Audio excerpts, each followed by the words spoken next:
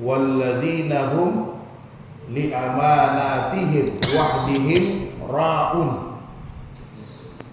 Sifat orang mukmin itu adalah mereka menjaga amanah, wahdihim mereka menepati janji. Menjaga amanah dan menepati janji. Maka inilah ciri-ciri orang mukmin yang berikutnya. Berbicara amanah janji pada hari ini, Pak Ahmad, ya kita lihatlah di media-media sosial sebagaimana yang sudah dikatakan Nabi sejak 1400 tahun yang lalu. Amanah ini akan hilang.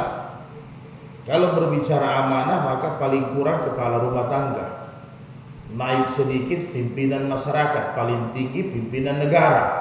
Itu urusan amanah. Bahkan kata Rasulullah, ancamannya ini berat. Walaupun janjinya juga orang ama ini luar biasa. Ya. Bahkan Rasulullah telah berjanji kepada sahabat yang amanah dengan jabatannya.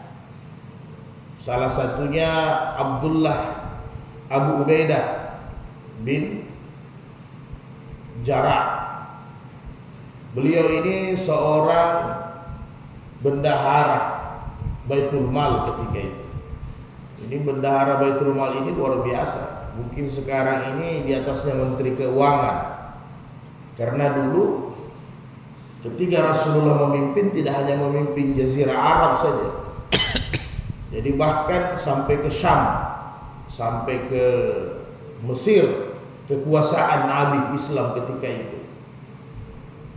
Jadi dengan kejujuran Abu Ubaidah bin Jarrah, bahkan Rasul janji surga kepada beliau ketika beliau masih hidup. Sehingga Rasulullah berkata dalam hadis sahihnya, inna likulli ummatin aminan. Setiap umat itu punya orang-orang yang dapat dipercaya. Wa aminu hazihi ummah, dan umat saya yang paling dapat dipercaya itu, kata Rasulullah, Abu Ubaidah bin Al-Jarrah. Subhanallah. Dan kepercayaan umat saya yang paling terpercaya adalah Abu Ubaidah bin Al-Jarrah. Kenapa Rasul puji demikian? Karena beliau sudah diberikan jabatan pegang Baitul Mal, selama itu jujur, tidak ada manipulasi, tidak ada yang diselewengkan. Sehingga bahkan kata Rasul dalam hadis yang lain, nikmar rajul Abu Bakar, nikmar rajul Umar, nikmar rajul Abu Ubaidah bin Al-Jarrah. Bahkan kata Rasulullah, laki-laki yang terbaik itu Abu Bakar, laki-laki yang terbaik itu Umar, laki-laki yang terbaik itu Abu Ubaidah bin Jarrah. Bayangkan orangnya masih hidup, Nabi sudah sampaikan berita-berita gembira. Dan puncaknya, Abu Ubaidah salah satu asyara mubasyirina bil jannah. 10 orang yang masih hidup dijamin masuk surga oleh Rasulullah SAW. Dikatakan kepada mereka, ini masuk surga, ini masuk surga. Termasuk Abu Ubaidah bin Al-Jarrah. Karena memang jabatannya sebagai bendahara Baitul Mal untuk masyarakat pada saat itu, luar biasa. Tetapi demikianlah saudaraku yang berbahagia, kata Rasulullah, barang siapa yang diberikan jabatan, diberikan amanah untuk mengurusi rakyat, mengurusi orang banyak, kemudian dia hianat, maka diharamkan baginya surga. Luar biasa. Ketika dia meninggal, diharamkan baginya surga. Sehingga kata Rasulullah, tunggulah, semua urusan ini akan hancur.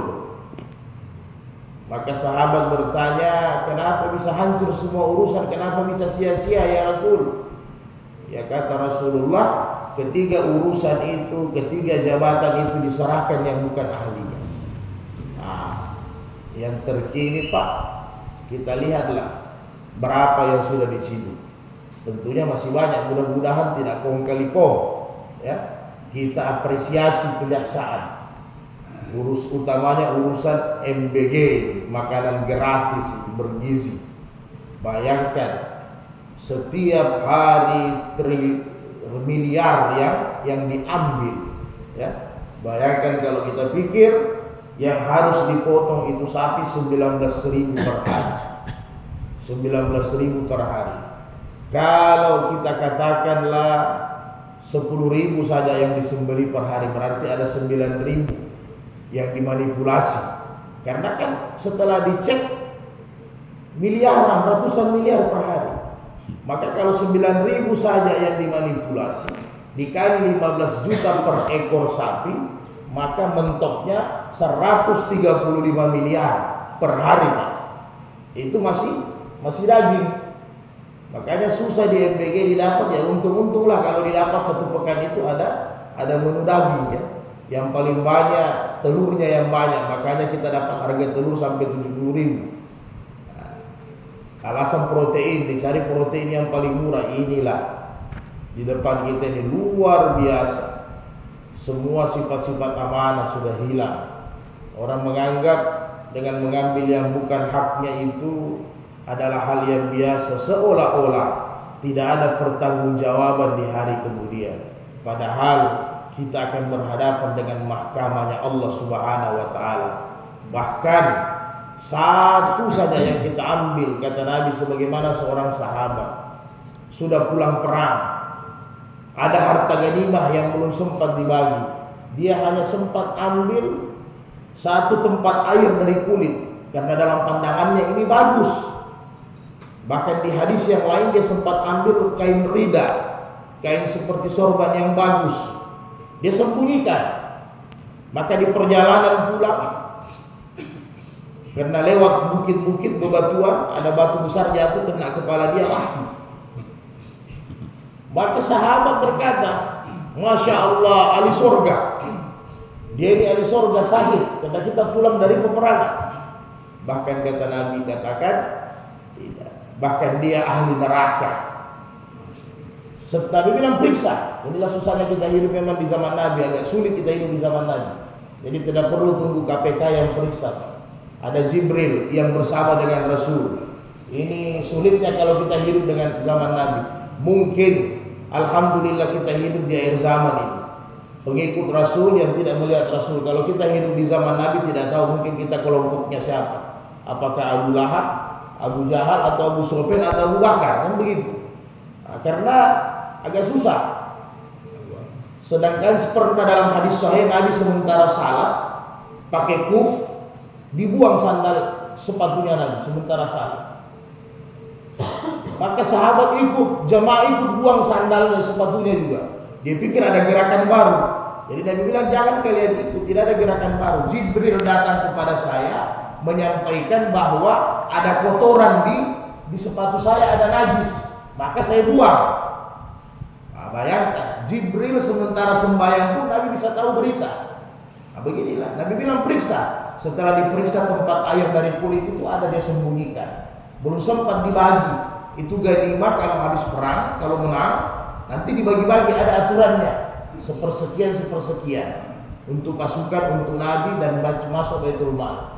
Ternyata dia hanya ambil satu cerek saja, satu tempat air dari kulit, menyebabkan dia masuk neraka. Padahal dia sudah sempat ikut berperang dengan Rasulullah SAW. Bayangkan, hanya gara-gara hianat dengan satu barang yang kecil, dia harus pertaruhkan. Dia harus pertaruhkan. Dia habis jihad dengan Nabi, ditukar dengan neraka bahkan. Saudaraku yang berbahagia, yang mudah-mudahan yang begini-begini tidak masuk. Untuk kita ini bukan pejabat besar, ya. Tidak pejabat besar, tidak kena daripada sifat ciri-ciri munafikun. Idza hadasa kazaba wa idza ada fa'alafa wa idza tumina hana, ayatul munafik.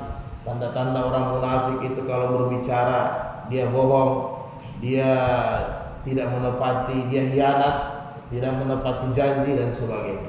Mudah-mudahan kita terhindar. Bapak sekalian yang berbahagia, ya paling tidak kita sebagai seorang pemimpin rumah tangga kita masing-masing, itu amanah yang kita pikul.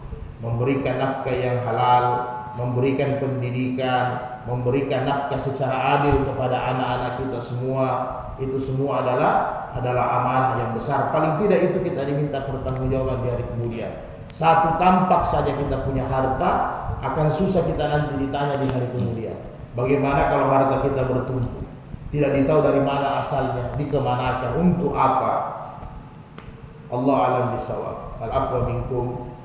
Subhanallah bihamdi, subhanallah bihamdika, asyhadu an la ilaha anta, nastaghfiruka wa natubu ilaik. Subhana rabbika rabbil izzah walhamdulillahi rabbil alamin.